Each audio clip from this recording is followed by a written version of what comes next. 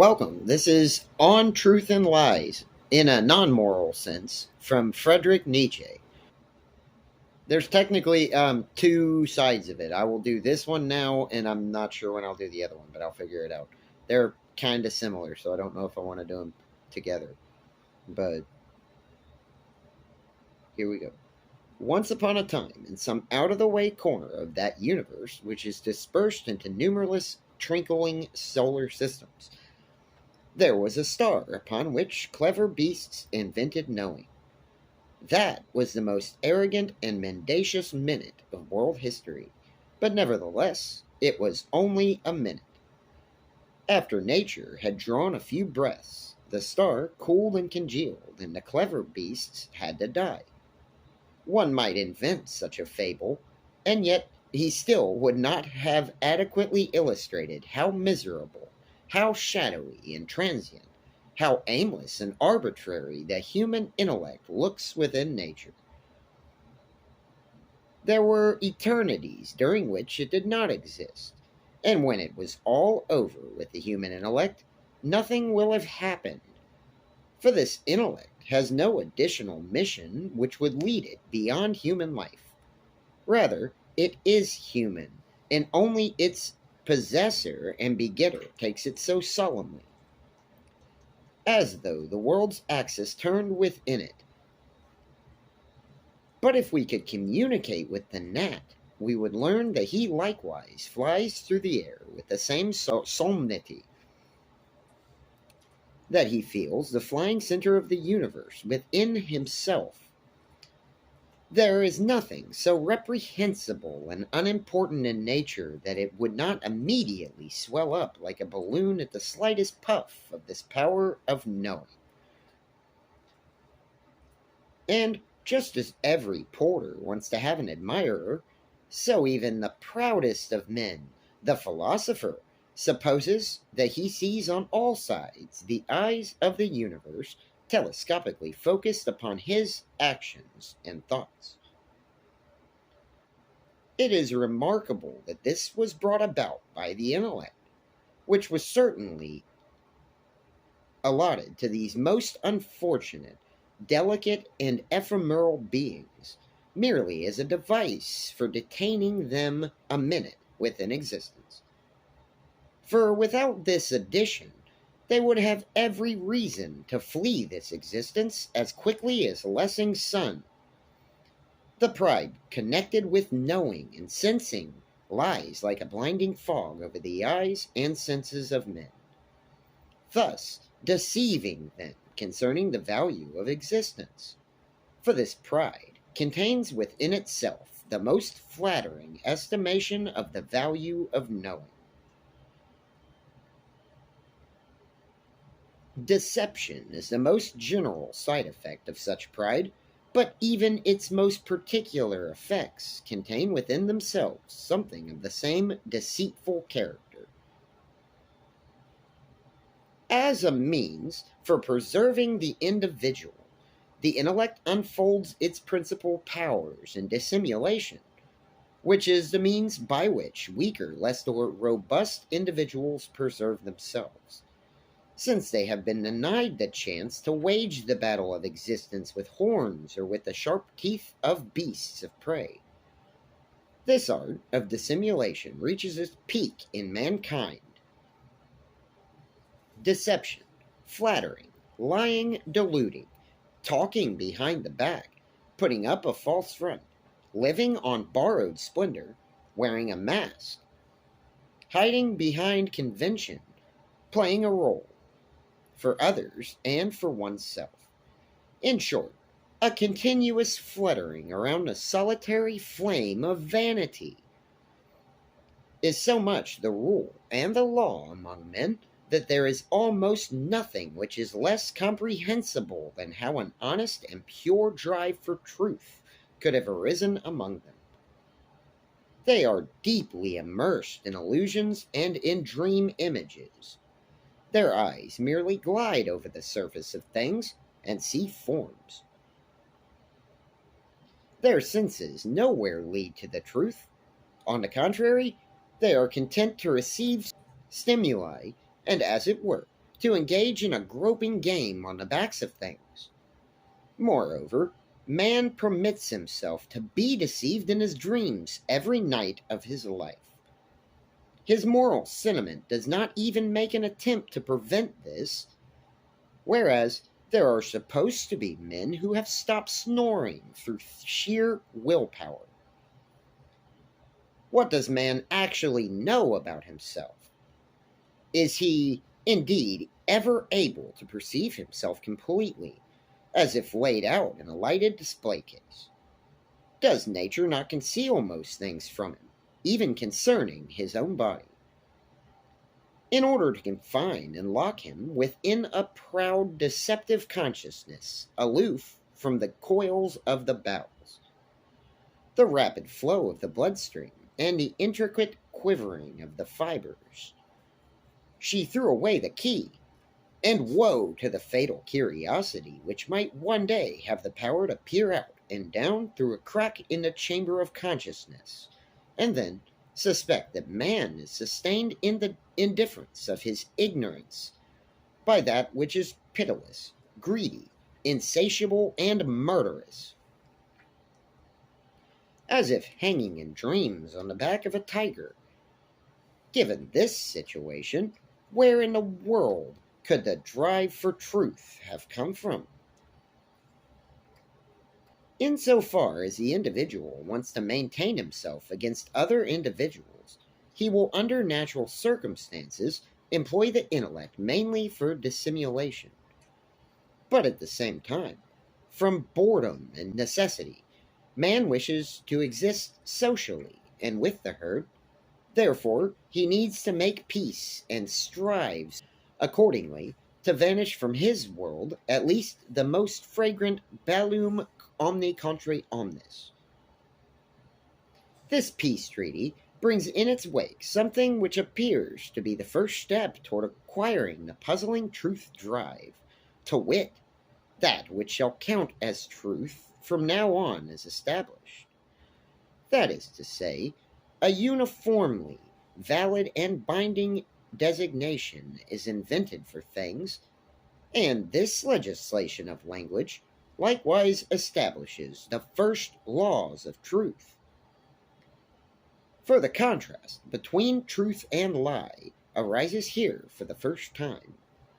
The liar is a person who uses the valid designations, the words, in order to make something which is unreal appear to be more real. Hold on. I got interrupted by another YouTuber. He may say, for example, I am rich, when the proper designation of his condition would be poor. He misuses fixed conventions by means of arbitrary substitutions or even reversals of names. If he does this in a selfish and moreover harmful manner, society will cease to trust him and will thereby exclude him. What man avoids by excluding the liar is not so much being defrauded as it is being harmed by means of fraud.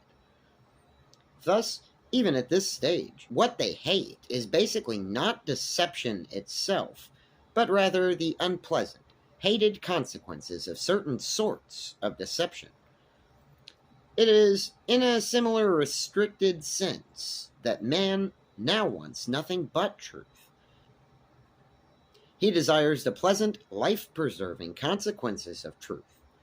He is indifferent toward pure knowledge which has no consequences.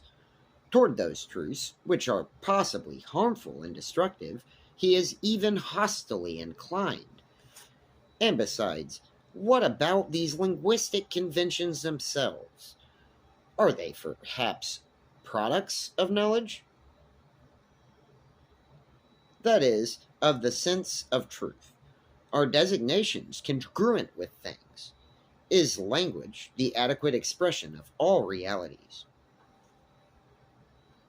It is only by means of forgetfulness that man can ever reach the point of fancying himself to possess a truth of the grade just indicated.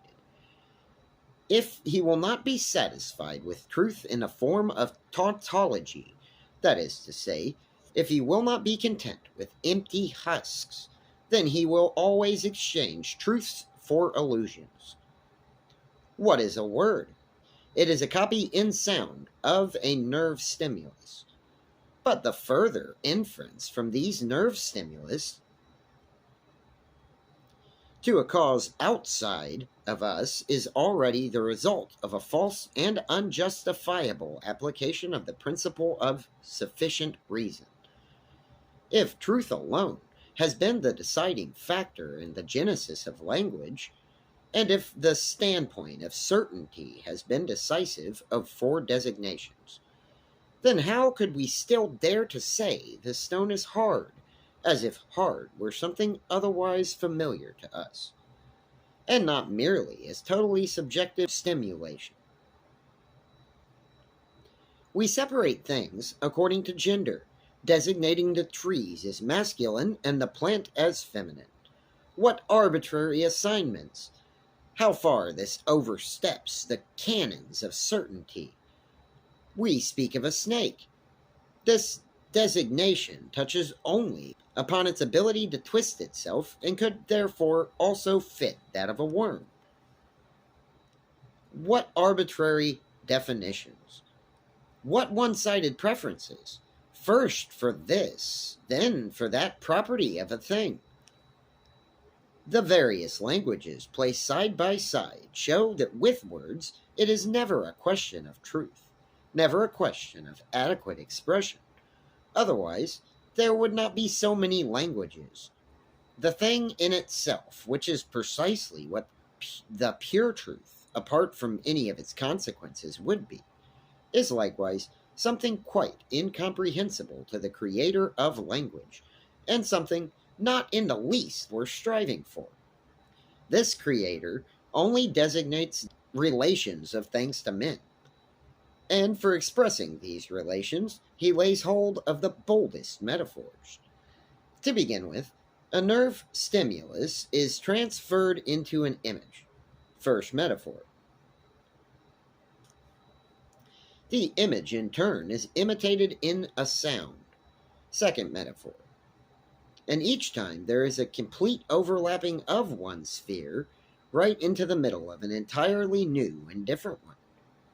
One can imagine a man who is totally deaf and has never had a sensation of sound and music. Perhaps such a person will gaze with astonishment at Chladni's sound figures. Perhaps he will discover their cause in the vibrations of the string, and will now swear that he must know what men mean by sound. It is this way with all of us concerning language. We believe that we know something about the things themselves when we speak of trees, colors, snow, and flowers. And yet, we possess nothing but metaphors for things, metaphors which correspond in no ways to the original entities. In the same way that the sound appears as a sand figure, so the mysterious X of the thing in itself first appears as a nerve stimulus, then as an image, and finally as a sound.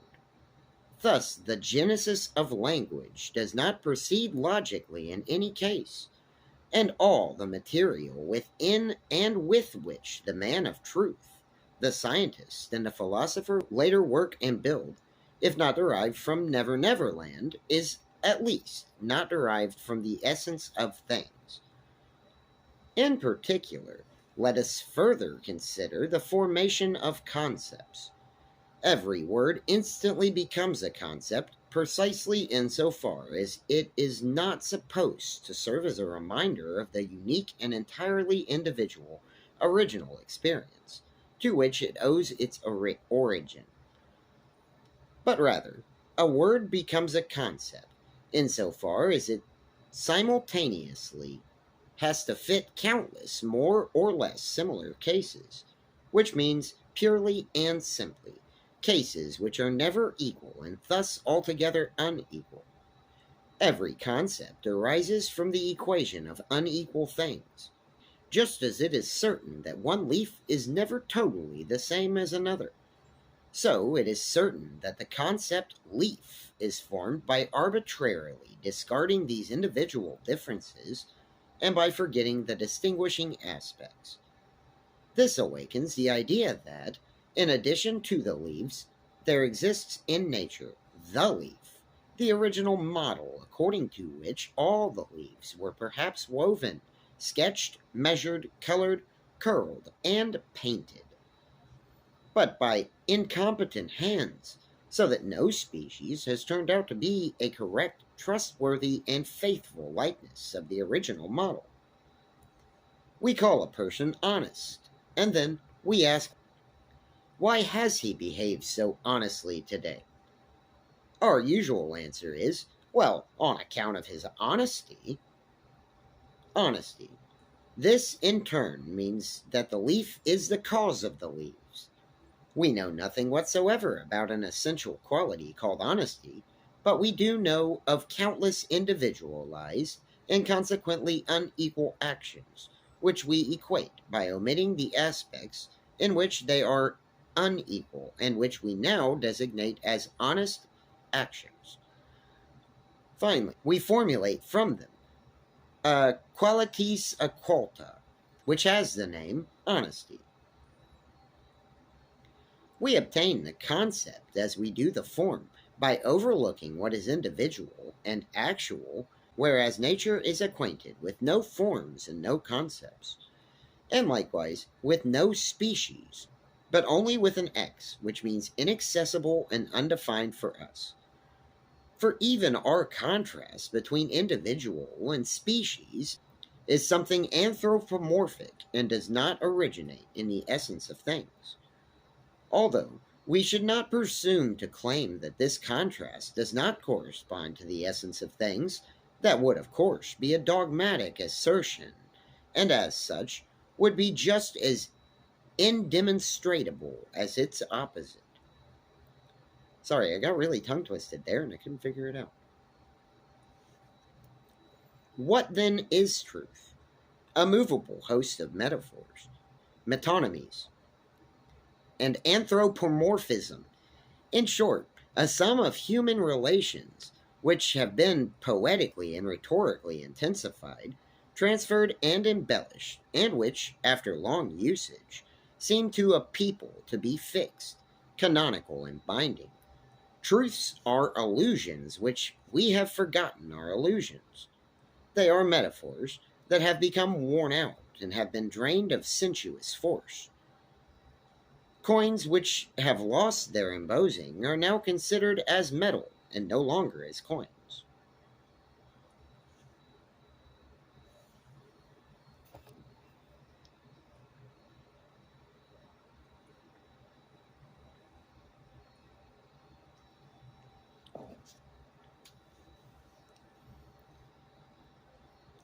We still do not know yet where this drive for truth comes from, for so far we have heard only of the duty which society imposes in order to exist. To be truthful means to employ the usual metaphors. Thus, to express it morally, this is the duty to lie according to a fixed convention, to lie with the herd and in a manner binding upon everyone else. Now, man, of course, forgets that this is the way things stand for him. Thus, he lies in the manner indicated, unconsciously in accordance with habits which are centuries old. And precisely by means of this unconsciousness and forgetfulness, he arrives at his sense of truth. From the sense that one is obliged to designate one thing as red, another as cold, and a third as mute, there arises a moral impulse in regards to truth. The venerability, reliability, and utility of truth is something which a person demonstrates for himself from the contrast with the liar, whom no one trusts and everyone excludes. As a rational being, he now places his behavior under the control of abstractions. He will no longer tolerate being carried away by sudden impressions, by intuitions. First, he universalizes all these impressions into less colorful, cooler concepts, so that he can entrust the guidance of this life and conduct to them.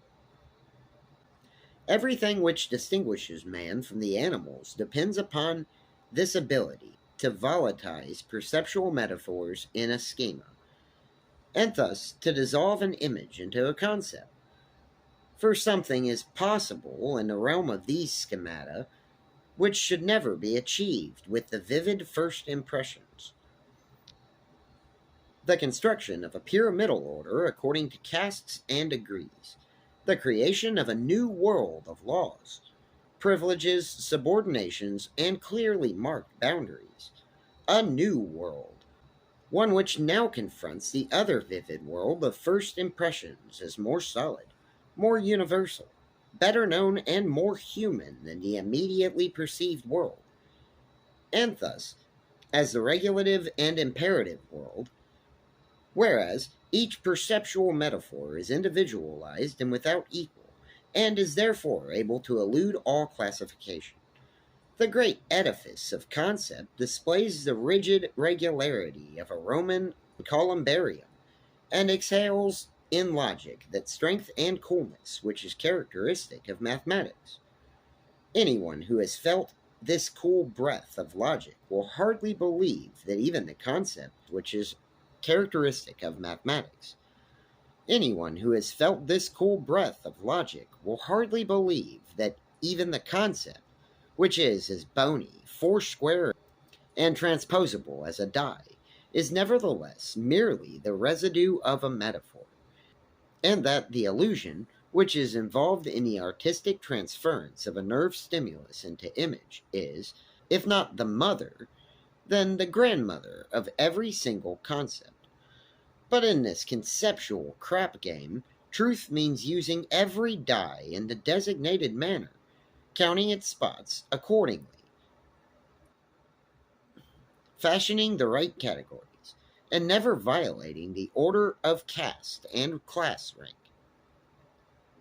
Just as the Romans and Etruscans cut up the heavens with rigid mathematical lines and confined a god within each of the spaces, thereby delimited as within a templum.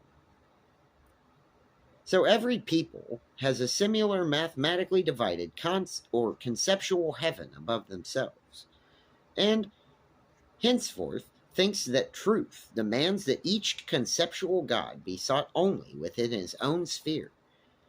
Here, one may certainly admire man as a mighty genius of construction, who succeeds in piling an indefinitely complicated dome of concepts upon an unstable foundation, and as it were, on running water. Of course, in order to be supported by such a foundation, his construction must be like one constructed of spiders' webs, delicate enough to be carried along by the waves, but strong enough not to be blown apart by every wind.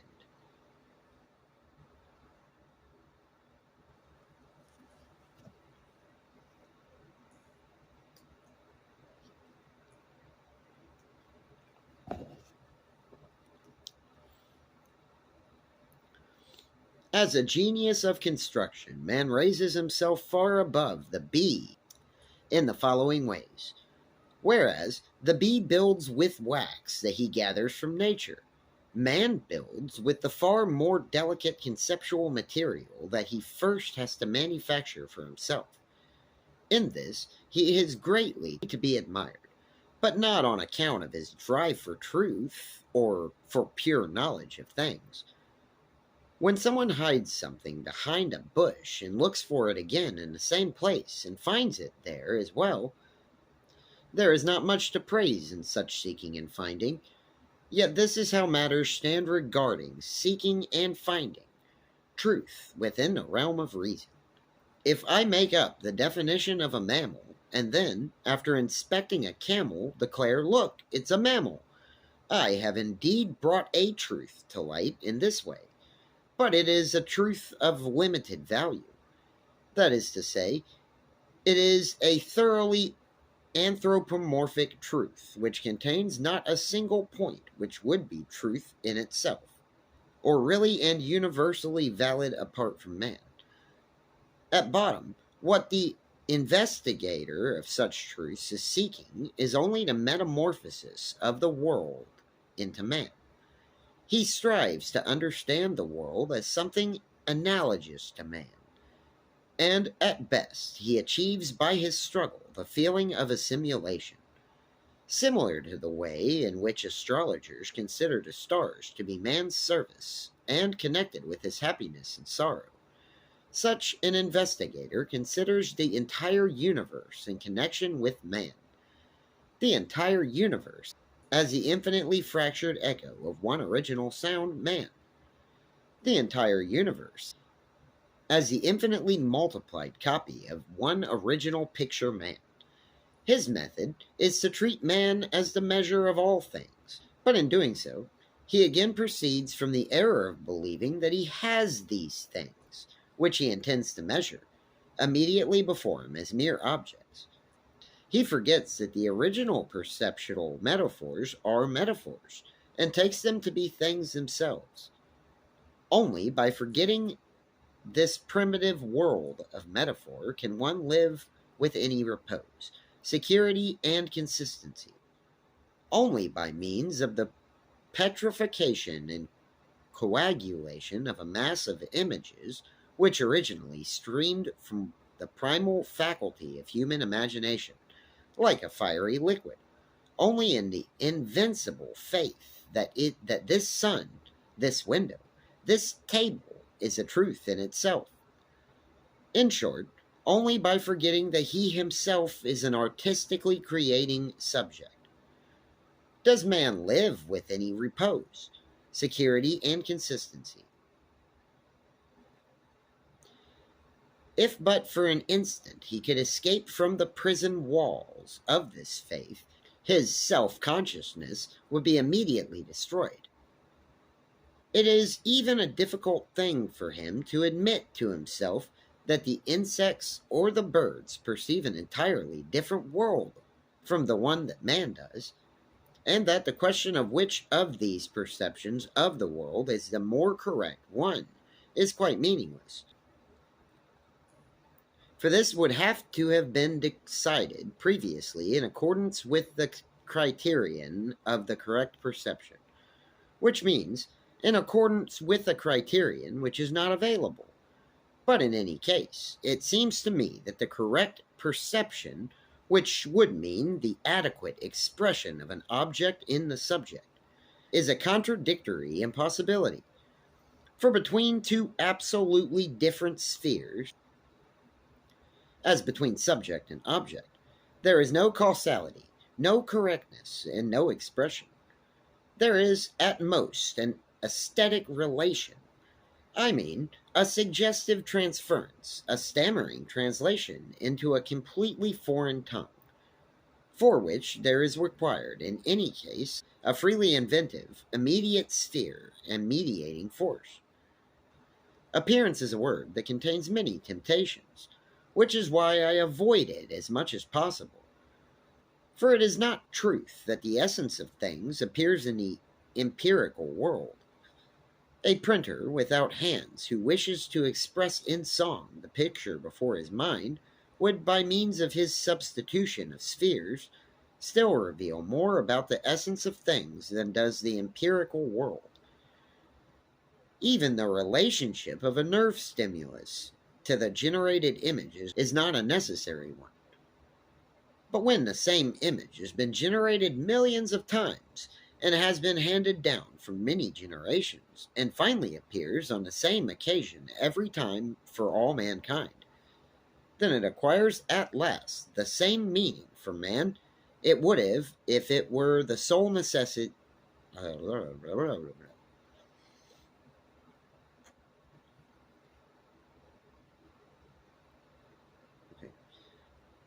Then it acquires at last the same meaning for men it would have had if it were the sole necessary image, and if the relationship of the original nerve stimulus of the generated image were a strictly casual one.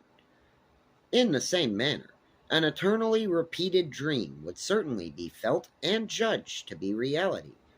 But the hardening and congealing of a metaphor guarantees absolutely nothing concerning its necessity and exclusive justification.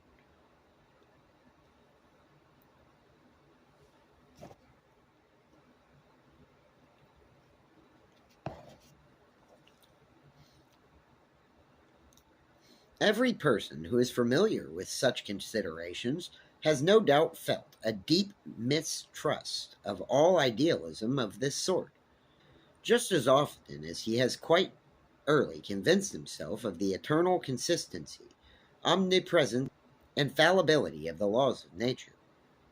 He has concluded that so far as we can penetrate here from the telescopic heights to the microscopic depths, everything is secure, complete, infinite, regular, and without any gaps. Science will be able to dig successfully in this shaft forever, and the things that are discovered will harmonize with and not contradict each other. How little does this resemble a product of the imagination? For if it were such, there should be some place where the illusion and reality can be divined. Against this, the following must be said. If each of us had a different kind of sense perception, if he could only perceive things now as a bird, now as a worm, now as a plant, or if one of us saw a stimulus as red, another as blue, while a third even heard the same stimulus as a sound, then no one would speak of such irregularity of nature. Rather, nature would be grasped only as a creation which is subjective in the highest degree. After all, what is a law of nature, as such for us? We are not acquainted with it in itself, but only with its effects, which means its relation to other laws of nature, which in turn are known to us only as sums of relations. Therefore, all these relations always refer again to others and are thoroughly incomprehensible to us in their essence. All that we actually know about these laws of nature is what we ourselves bring to them, time and space, and therefore relationships of succession and number. But everything marvelous about the laws of nature, everything that quite astonishes us therein and seems to demand explanation, everything that might lead us to distrust idealism, all this is completely and solely contained within the mathematical strictness and inviolability of our relations of space and time. But we produce these representations in and from ourselves with the same necessity with which the spider spins. If we are forced to comprehend all things only under these forms, then it ceases to be amazing that in all these things we actually comprehend nothing but these forms. For they must all bear within themselves the laws of number, and it is precisely number which is most astonishing in all things. All the conformity to law, which impresses so much in the movement of the stars and in chemical processes. Coincidences at bottom with those properties which we bring to things. Thus, it is we who impress ourselves in this way. In conjunction with this, it of course follows that the artistic process of metaphor formation with which every sensation begins in us already prepurposes these forms and thus occurs within them. The only way in which the possibility of subsequently constructing a new conceptual edifice for metaphors themselves can be explained is by the firm persistence of these original forms. That is to say, that this conceptual edifice is an imitation of temporal, spatial, and numerical relationships in the domain of metaphor. We have seen how it is originally language which works on the construction of concepts, a labor taken over in later ages by science. Just as the bee simultaneously constructs cells and fills them with honey, so science works unceasingly on this great columbarium of concepts, the graveyard of perceptions. It is always building new, higher stories and shoring up, cleaning and renovating the old cells. Above all, it takes pains to fill up this monstrously towering framework and to arrange therein the entire empirical world. which is to say, the anthropomorphic world. Whereas the man of action binds his life to reason and its concepts so that he will not be swept away and lost. The scientific investigator builds his hut right next to the Tower of Science so that he will be able to work on it and to find shelter for himself beneath those bulwarks which presently exist. And he requires shelter, for there are frightful powers which continuously break in upon him, powers which oppose scientific truth with completely different kinds of truths, which bear on their shields the most varied sorts of emblems. The drive toward the formation of metaphor is the fundamental human drive, which one cannot for a single instance disperse within a thought, for one would thereby dispense with man himself. This drive is not truly vanquished and scarcely subsided by the fact that a regular and rigid new world is constructed as its prison from its own empirical products. The concepts, it seeks a new realm and other channel for its activity, and it finds this in myth and in art generally. The drive continually confuses the conceptual categories and cells by bringing forward new transferences, metaphors, and metonymies. It continually manifests an ardent desire to refashion the world which presents itself to waking man, so that it will not be as colorful, irregular, lacking in results and coherence, charming, and eternally new as the world of dreams. Indeed, it is only by means of the rigid and regular web of concepts that the waking man clearly sees that he is awake, and it is precisely because of this that he sometimes thinks that he must be dreaming when this web of concepts is torn by art. Pascal is right in maintaining that if the same dream came to us every night, we would be just as occupied with it as we were with the things that we see every day. If a workman were sure to dream 12 straight hours every night, then he was king, said Pascal. I believe that he would be just as happy as a king who dreamt for 12 hours every night that he was a workman. In fact, because of the way that myth takes it for granted that miracles are always happening, the waking life of mythically inspired people, the ancient Greeks, for instance, more closely resembles a dream than it does the waking world of a scientifically disenchanted thinker. And every tree can suddenly speak as a nymph, when a god in the shape of a bull can drag away maidens, when even the goddess Athens herself is suddenly seen in the company of Pisistratus driving through the marketplace of Athens with a beautiful team of horses. And this is what the honest Athenian believed. Them, as in a dream, anything is possible at each moment, and all of nature swarms around man, as if it were nothing but a masquerade of the gods, who were merely amusing themselves by deceiving men in all these shapes. But man has an invincible inclination to allow himself to be deceived as is, and is, as it were, enchanted with happiness when the rhapsodist tells him epic fables as if they were true, or when the actor in the theater acts more royally than any real king. So long as it is able to deceive without injuring the master of deception, the intellect is free. It is released from its former slavery and celebrates its Saturnalia. It is never more luxuriant, richer, prouder, more clever, and more daring.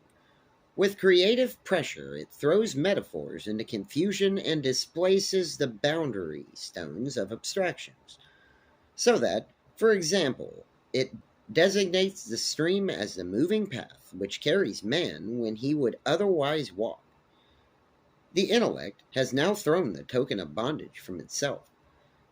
As other times it endeavors with gloomy officiousness to show the way and to demonstrate the tools to a poor individual who covets existence.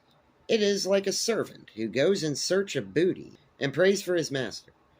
But now it has become the master, and it dares to wipe from its face expressions of indigence. In comparison with its previous conduct, everything that is now does bear the mark of dissimulation, just as that previous conduct did of distortion. The free intellect copies human life, but it considers this life to be something good and seems to be quite satisfied with it. The immense framework and planking of concepts to which the needy man clings his whole life long in order to preserve himself is nothing but a scaffolding and a toy for the most audacious feats of the liberated intellect.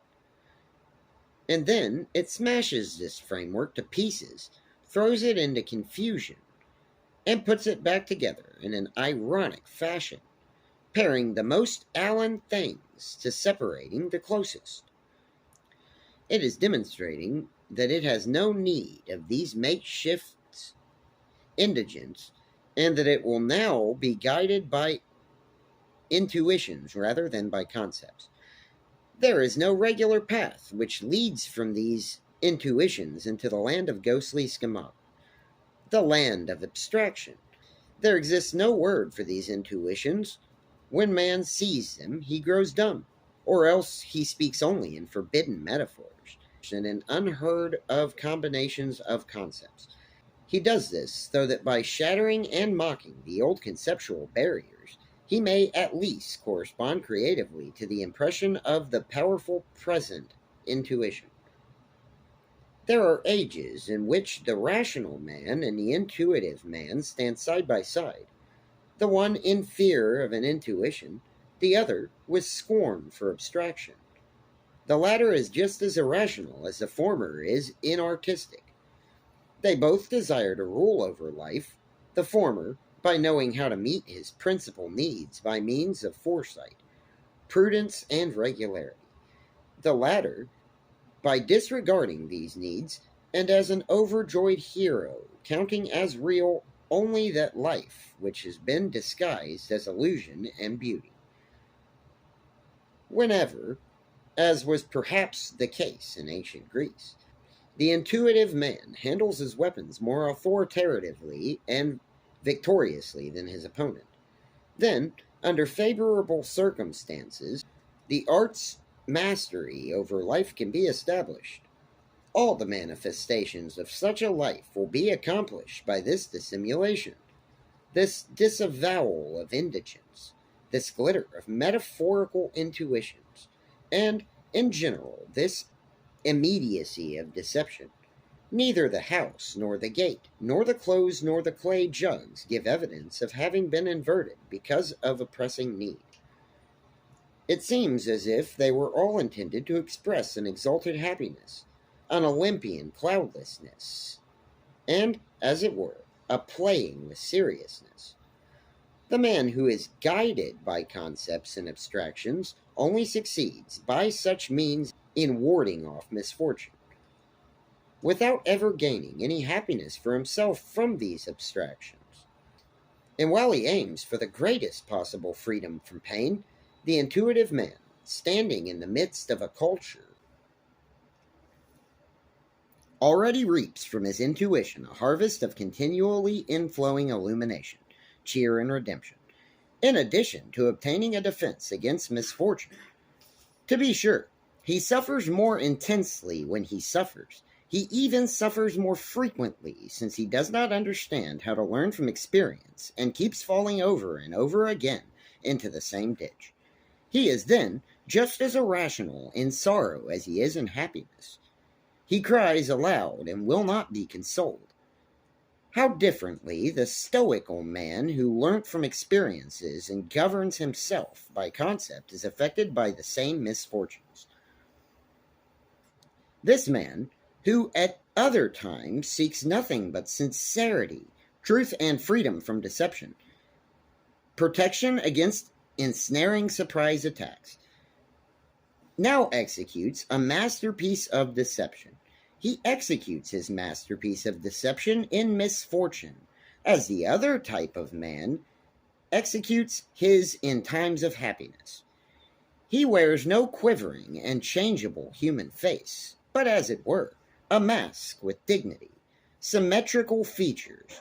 He does not cry. He does not even alter his voice. When a real storm cloud thunders above him, he wraps himself in his cloak, and with slow steps, he walks from beneath it. All right, thank you so much for watching, and I really hope that I can be done with this now. It's like 5 a.m. and I'm about to rip my own hair out. Thanks for watching. Have a nice day.